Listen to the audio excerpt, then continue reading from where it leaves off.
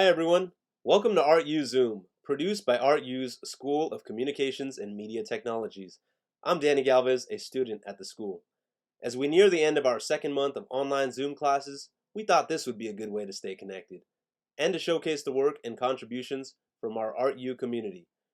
We're all facing challenges as we adapt from on-site to online learning. Well, what if you're in grade school? Imagine the big differences there, as Bree Cates shows us in this report.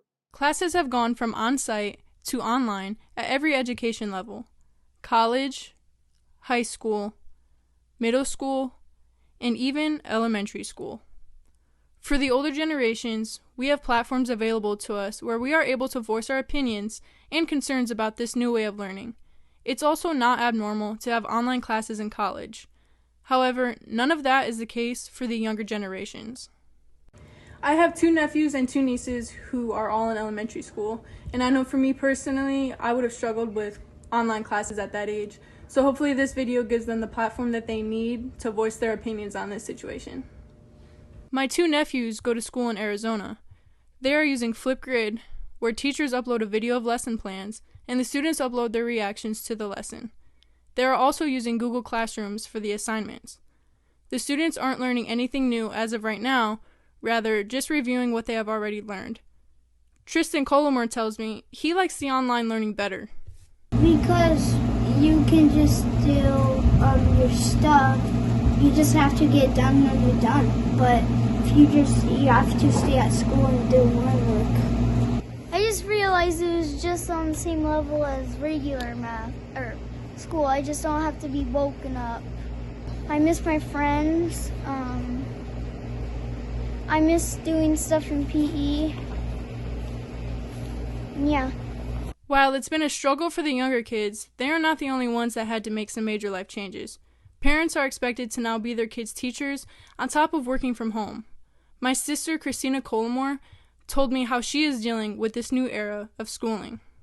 It is extremely difficult. My job requires me to be at my desk in my computer, answering calls, doing stuff on the computer, which means I don't have time to help them with their schoolwork or to make sure that they're doing their schoolwork.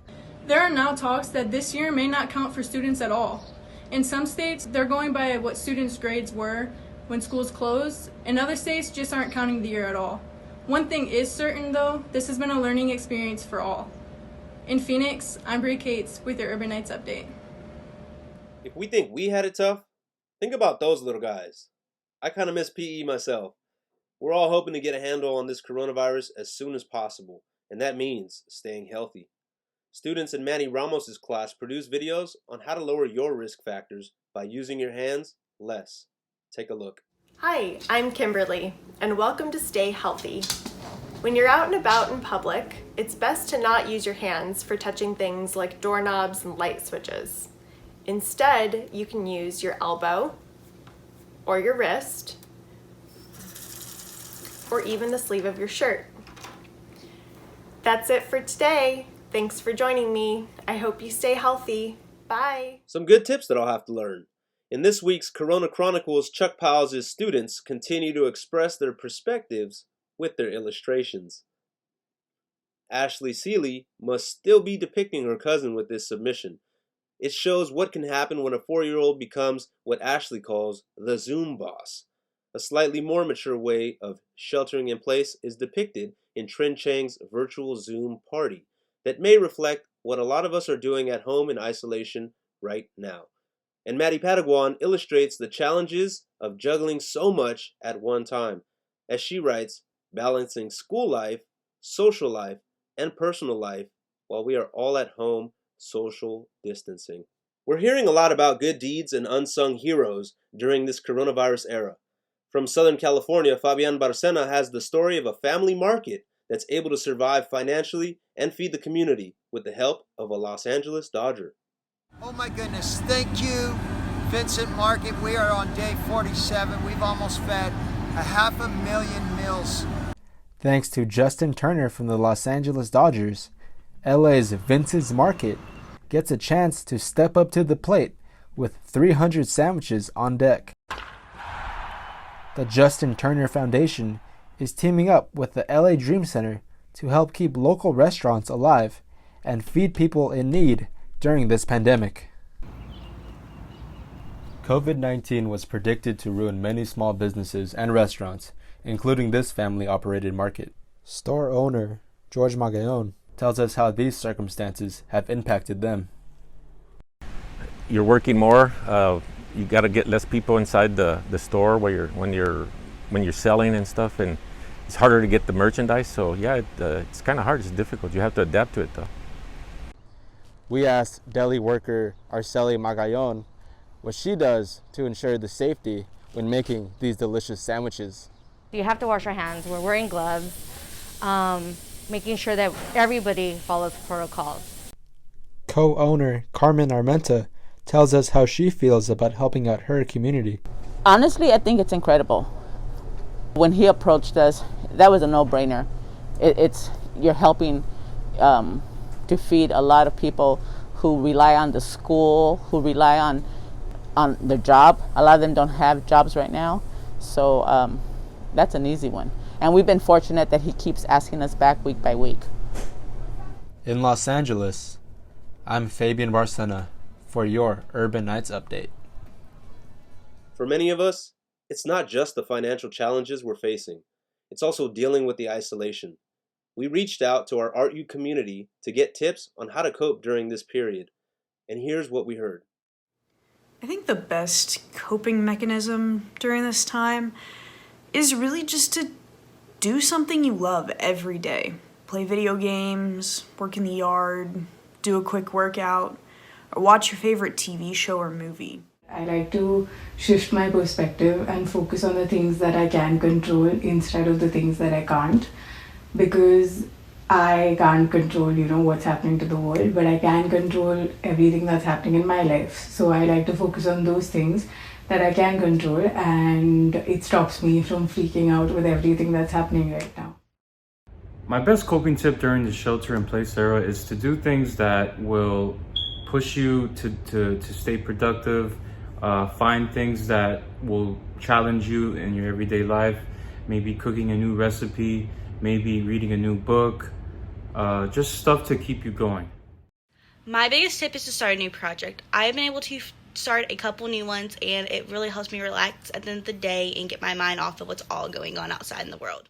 Practice on your craft, like do something that you like to do or a career you want to chase, and just master your craft in that field.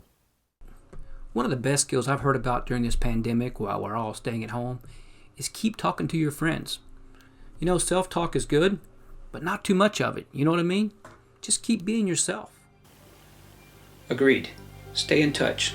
Call old friends. This thing makes phone calls as well as texting. Dude, wear a hat. Very creative response, David. So now we want to hear from you. This semester is almost done, and it'll be time for summer vacation. So what are your summer plans? Send us your response by emailing your video to artuzoom2020@gmail.com. And remember to shoot your video in landscape mode and don't use copyrighted music. If you agree with some of those tips, such as broadening your horizons or trying something new, you'll want to watch this.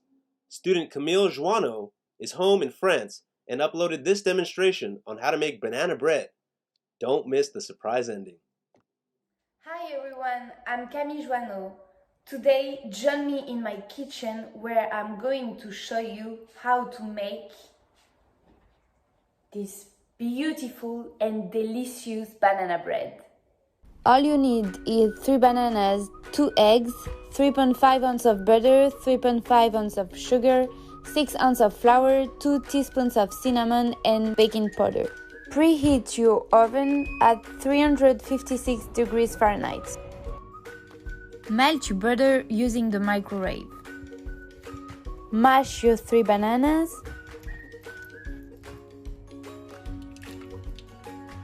Mix your butter and sugar in the container.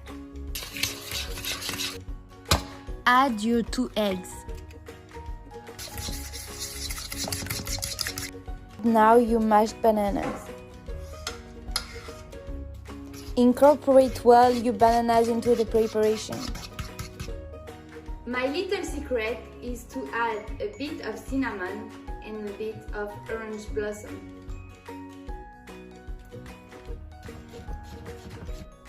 Pour your flour and the baking powder and mix everything to get an uniform preparation. Now get it into your cake pan. You can also make some decoration, add some chocolate or banana on the top. Put your banana bread in the oven and let it cook 45 minutes.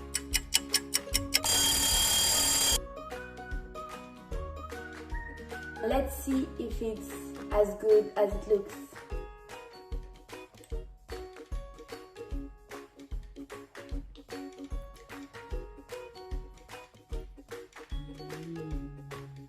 I hope your banana bread is gonna taste as good as mine.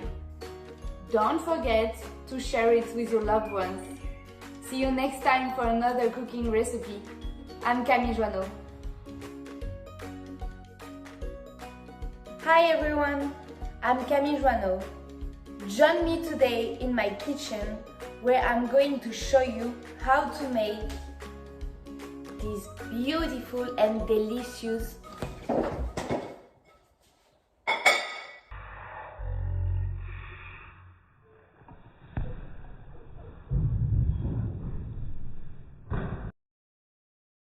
That's one for the blooper reel, for sure.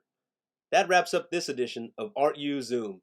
From all of us at Academy of Art University, thanks for joining us. I'm Danny Galvez. Stay safe and healthy.